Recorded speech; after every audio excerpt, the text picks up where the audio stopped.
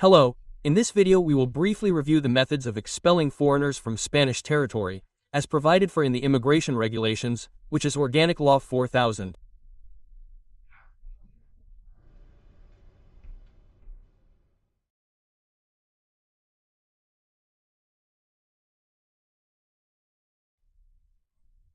In this video we will therefore discuss the concept of expulsion.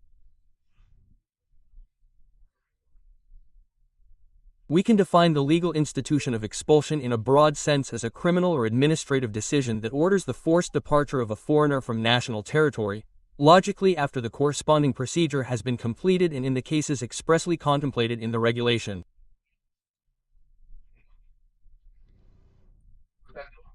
Therefore, expulsion is directed or addressed to foreigners. So, who is a foreigner? What kind of person is a foreigner? Very simply, a foreigner is a person who is not Spanish, who does not have Spanish nationality. The development of the rights and freedoms of foreigners in Spain is regulated by Organic Law 42,000, known as the Immigration Law. It is sometimes abbreviated as Lex.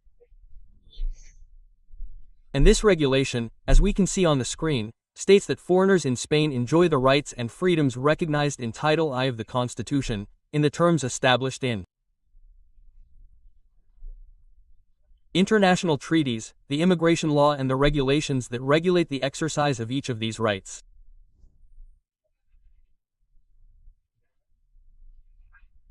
This serves as an introduction and also to mention, before talking about administrative expulsions, which are the ones we are going to deal with in this video, that it is very important to differentiate, as we can see on the screen, between two main types of expulsions, what we call judicial expulsions and administrative expulsions, depending on the authority that orders them and also on the regulation that regulates the procedure used.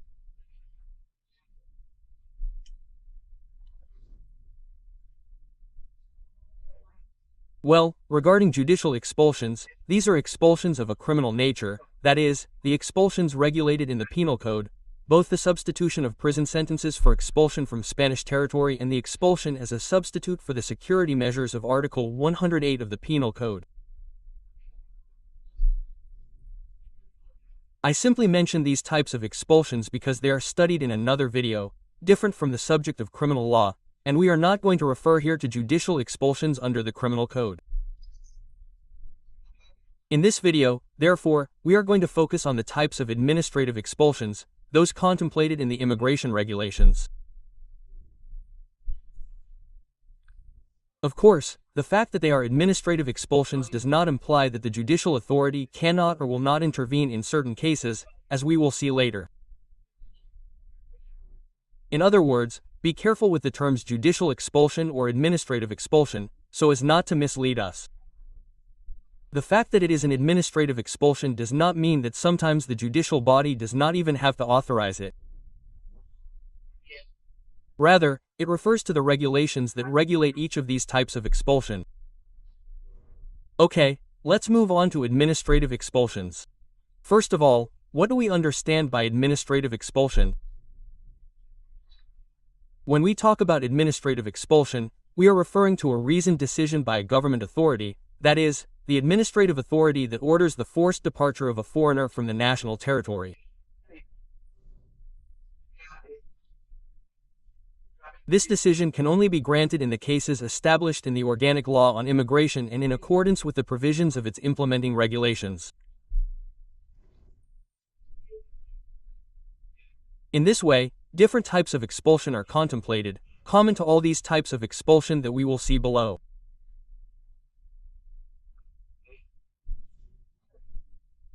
It is essential to process an administrative file, that is, to carry out a series of administrative procedures that will prove the situation that motivates the expulsion and that, as such a procedure, administrative procedure, will also include a series of guarantees for the interested party, for the foreigner, giving them the possibility of alleging what they consider appropriate and, where appropriate, opposing the expulsion decision.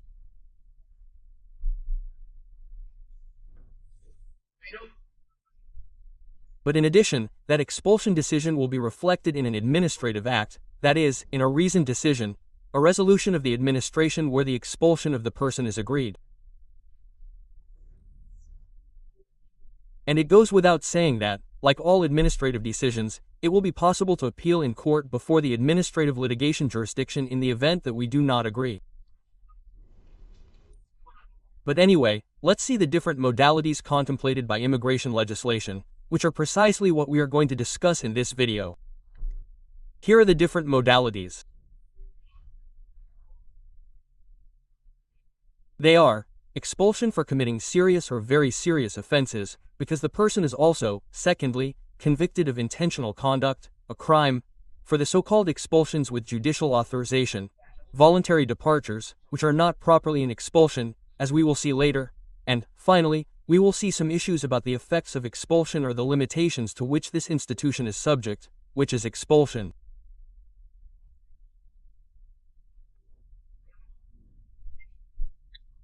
As I said, this is the order that we are going to follow in the following minutes to study each of these blocks or each of these elements that I have just mentioned in this video.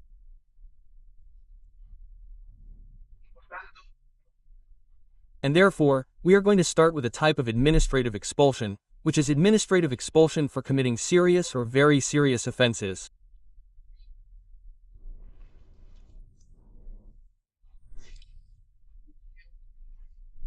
Well, it should be noted here, first of all, that immigration legislation contemplates, well, the rights and freedoms of foreigners, but it also contemplates the duties and obligations of foreign persons.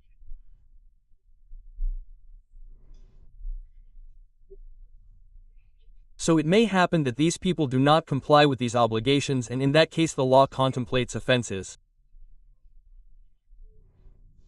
Infractions that will give rise, where appropriate, to sanctions. Minor, serious or very serious offenses, and I repeat, the commission of these administrative offenses will entail a series of sanctions. This is the assumption that must be taken into account when we talk about this type of expulsion. Well, the commission of certain offenses may entail the sanction of expulsion from Spanish territory.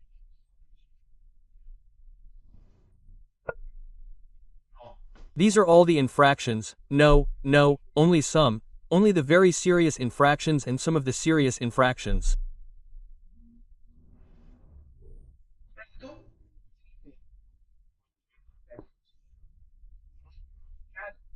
Therefore, only serious conduct listed in sections A, B, C, D and F of Article 53.1 can lead to expulsion, which we will see very briefly there, because I am not going to list them. For example, being illegally in Spanish territory due to not having obtained an extension of stay or lacking a residence permit, or, for example, being working in Spain without having obtained prior administrative authorization to work, if you do not have a valid residence permit.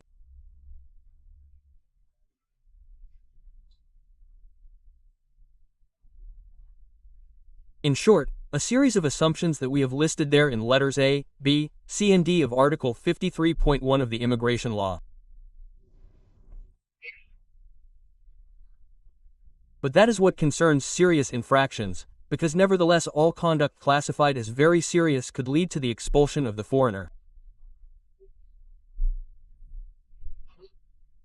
This conduct is listed in Article 54, and there we will see, very briefly, some examples. For example, participating in certain activities contrary to national security or inducing, promoting or favoring, for example, the clandestine immigration of people, among many other cases, I repeat, that are included in Article 54 of the Immigration Law, which we are not going to list.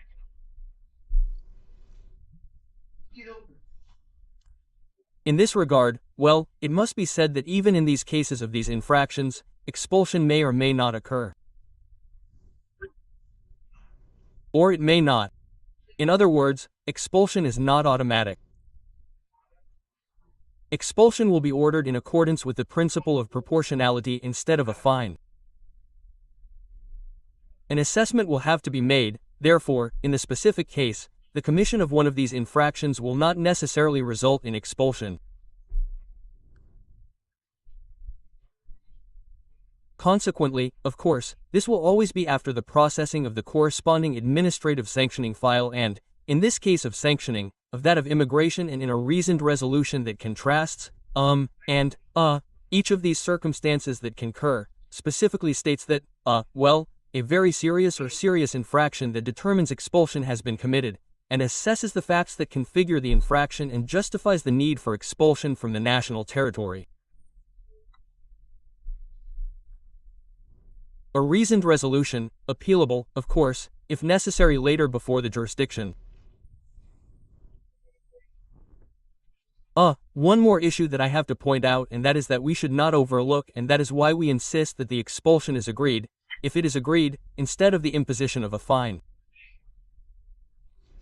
Instead of the imposition of a fine. In other words, either expulsion or fine.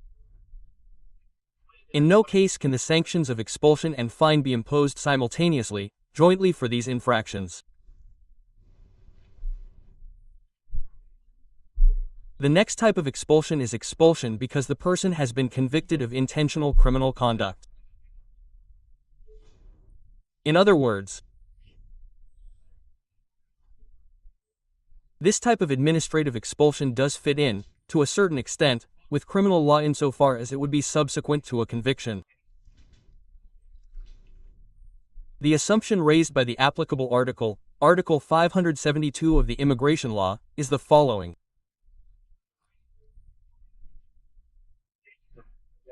That a foreigner has been convicted inside or outside Spain for intentional conduct that constitutes in our country a crime punishable by a custodial sentence of more than 1 year, unless the criminal record has been expunged, right? Or has been expunged. In other words, an intentional crime, not a reckless, intentional crime, that is punishable by a custodial sentence of more than 1 year, understood as punished as an abstract penalty. This situation, a conviction with a final criminal sentence, would constitute grounds for expulsion from Spain. But of course, it is not automatic either. The corresponding administrative file will have to be processed and the body must adopt a reasoned decision explaining these circumstances. A decision that, as in the previous case, can obviously be appealed. And the next method is what we call expulsion with judicial authorization.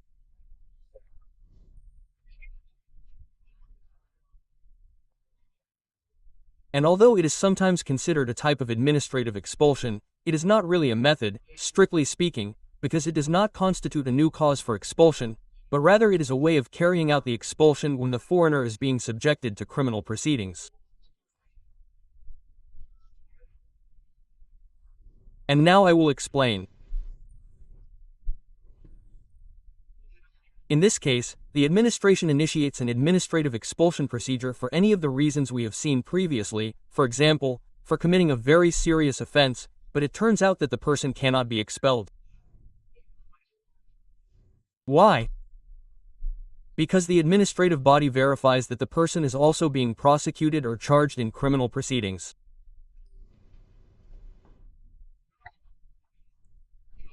Not just any proceedings, but proceedings for a crime for which the law provides for a custodial sentence of less than 6 years or a sentence of a different nature. I repeat, a crime punishable by a prison sentence of less than 6 years or a penalty of a different nature. And as long as it is not the crimes we see there, 3121, 3131 and 318 bis of the Criminal Code, which are expressly excluded. Well, in this situation, this fact being proven in the administrative expulsion file, what the administrative authority does is communicate it to the judicial authority. Normally an investigating court, although not necessarily, communicates it. And why does it communicate it? It communicates it so that the judicial authority, within the shortest possible time, which in any case will not be more than 3 days, decides whether or not to authorize the expulsion, after hearing the public prosecutor's office. The law states that it will authorize the expulsion, unless it considers, in a reasoned manner, the existence of circumstances that justify the refusal. Therefore, the one who agrees to the expulsion here is the governmental authority, but always with the authorization of the judicial body. Of course, if the body or court authorizes the expulsion, we see that it will not be able to judge the crime that it was judging, right? It will no longer be able to judge the crime for which it was elucidating that criminal responsibility in the process. Therefore, as the doctrine says, this expulsion with judicial authorization actually implies a waiver by the court of the criminal process. And the last modality, the last of the figures that we studied as such, is voluntary departure.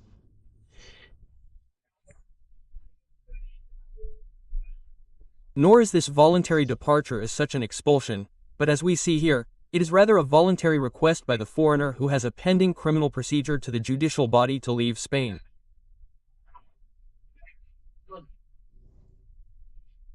In other words, what the foreigner is asking for is to leave Spain instead of being judged. The immigration law barely gives us any clues.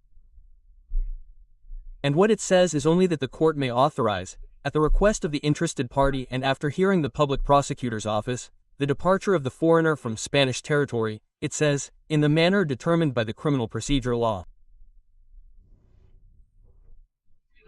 It is considered that by referral they should be crimes punishable by a custodial sentence of less than 6 years or of another nature, and of course discarding the crimes that I mentioned before, 3121, 3131 and 318 bis of the Penal Code.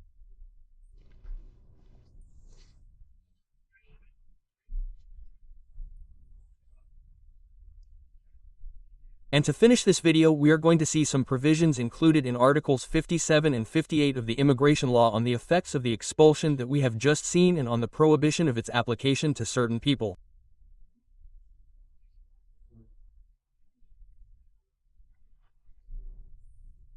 And we are going to see it, but briefly and superficially.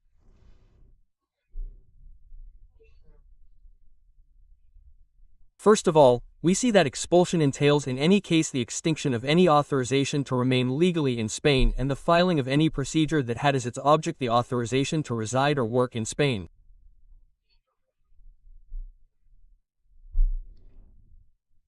Secondly, as I have already said, there are certain crimes for which expulsion is not possible.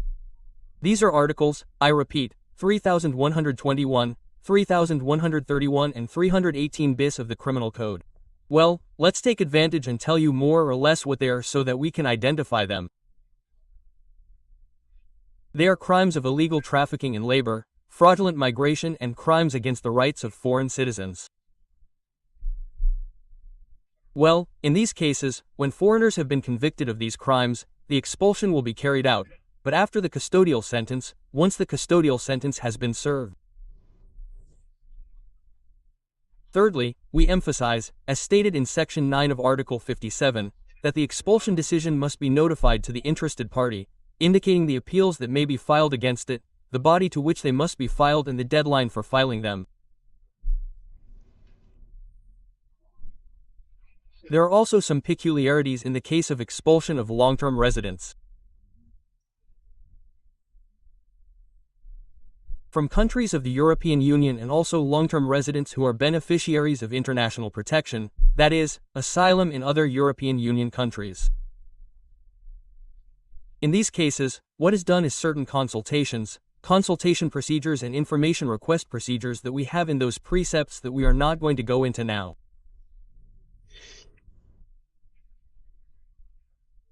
Finally, we would like to highlight Article 58 of the immigration law, which states that, well, these are some effects, let's say, of expulsion that are important to mention, and that is that expulsion carries with it the logical prohibition of returning to Spain within a certain period of time. What period of time is that? Well, it is a period of time that will be determined based on the circumstances of each case, but which, as a general rule, will not exceed 5 years, although, exceptionally, a longer period of prohibition on entry into Spain may be established, of up to 10 years, when the foreigner poses a serious threat to public order, public safety, national security or public health.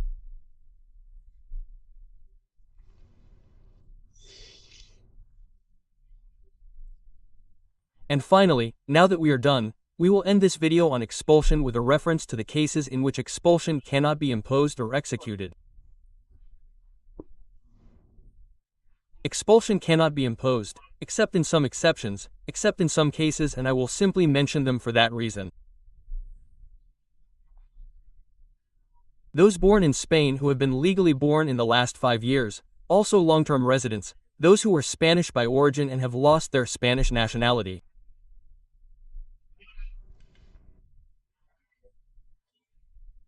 Also beneficiaries of a benefit for permanent disability for work as a result of an accident at work or an occupational disease that occurred in Spain or who receive other benefits mentioned in this provision. Nor will it be possible to impose it on the spouse of a foreigner who is in any of these situations, who has legally resided in Spain for more than 2 years, or on their ascendants and minor children in their care.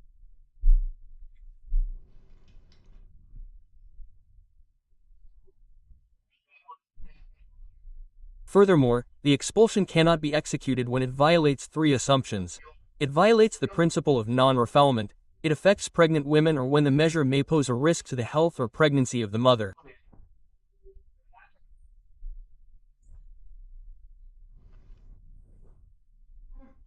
With this, we have now finished talking about expulsion, as we have seen, about its modalities, its requirements, its types and its effects. And therefore we also end this video on the expulsion of foreign persons according to the immigration law, according to Organic Law 4000. Thank you.